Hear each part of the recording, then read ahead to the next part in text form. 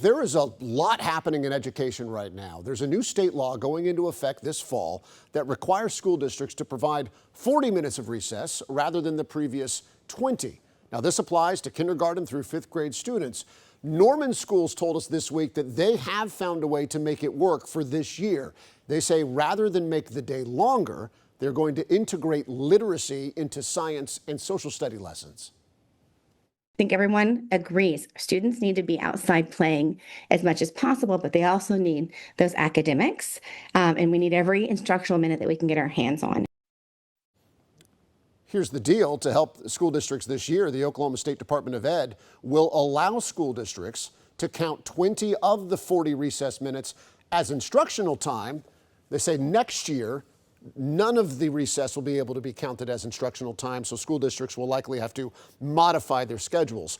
Also found this interesting. We did a story this week on a Yukon school that's trying a new approach that leaders say lets students learn at the pace that is right for them. Central Elementary is introducing the Central Academy for Learning and Innovation, or CALI, they're calling it. So instead of moving students ahead based only on their age, they're going to move forward when they have mastered the material. That also means, they say, less screen time and more face-to-face learning. This program is just going to be, kids are going to have to be more independent. They're going to have to be take more initiative on their learning. They're going to have to be able to, really think for themselves. And this program, speaking of recess, includes outside play every 45 minutes. So far, about 100 students in Yukon have signed up. School leaders say that the program won't be the right fit for every child, but they do hope that it will make a big difference for some. That'll be an interesting program that we're going to be following here on KOCO. And now to a push to cut down on technology, and specifically screen time in Oklahoma classrooms. Joined here by Katie Smith, who just started a local chapter of the group Pencils Over Pixels.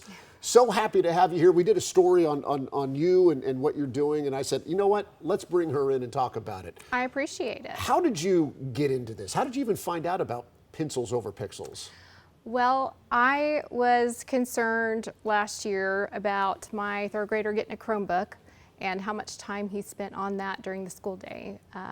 He no doubt learned everything I'm sure he was supposed to learn in third grade, but he would come home talking about how much he spent on his Chromebook and what things he was able to do. And You'd ask your third grader, what did you do at school today? And they yes, said, I got to play this yes, game or whatever. I was on Epic all day and got to read, not all day, but I got to read this and this on Epic. Sure. And so that just got me looking at screen time in general and what's allowed and how long can kiddos spend on their screens during the school day.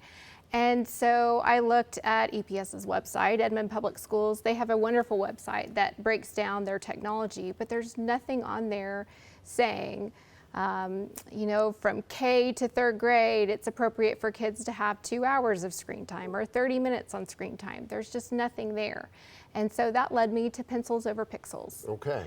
So it is interesting, and we've reached out to Edmond Public Schools. My kids are in Edmond schools as well. How many kids do you have? I have 2. You have 2 kids, and third grade and what? Kindergarten next year. In kindergarten, all right. Yeah. So you're trying to get ahead of it. My kids are Yes. a little bit older. They're going to be in fifth and third grade next year. So can't wait to hear the Chromebook discussions next year. Yeah. We asked them, and they said that, hey, we actually are, this next year, going to be starting a committee to be looking at the issue of screen time, because I've heard the concern that you're talking about, not just in official ways, but just me and my friends, as we all have kids.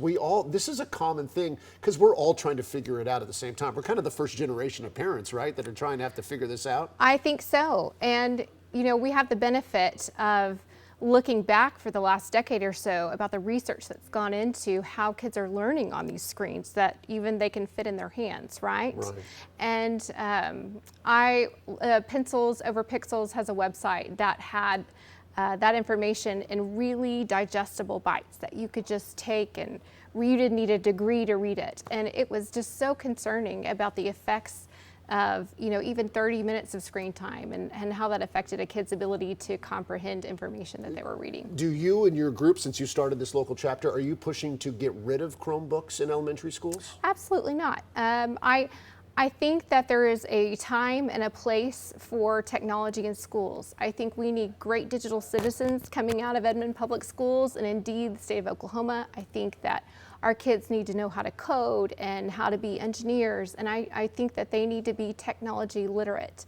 But I don't think that that technology has a place in reading or handwriting or math. I think that the evidence shows that writing things down Using actual pencils. with an actual pencil leads to better comprehension, and your brain circuitry, the way it works, there's better retention of information. So as you've started this, where are you trying to take this messaging? Are you trying to take it to the schools? Are you trying to take it to lawmakers?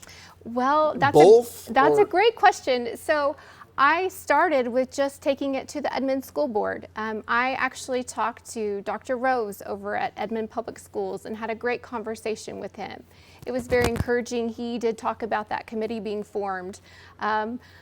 With that information, I was really looking to do something a lot faster than this year we'll get a policy together and maybe we'll implement it in the future. And so that, in my mind, made me want to start this petition that I have put on the, all I have is an Instagram account. Believe it or not, I have no background in social media. This is all very new to me. I am a lawyer by trade. So this all has led to me putting this petition out there for Edmond parents to sign to get a resolution before the school board.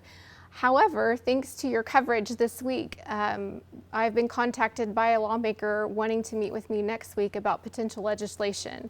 I know there was a push last year by another group similar to mine, and they weren't able to get over the finish line. Right. And so we're really hoping to have that done this year. Well, as you move forward, come on back and talk to us, because we don't not even just one-on-one interviews on this program, but we do a lot of education panels, of course. And I'll be following closely what you and Pencils Over Pixels are putting together here in Oklahoma. Okay, great. Yeah, Katie, thanks so much. Appreciate Thanks. that. Yeah, absolutely. Katie Smith, Pencils Over Pixels, lawyer by trade, mama too, up in Edmond. We appreciate it.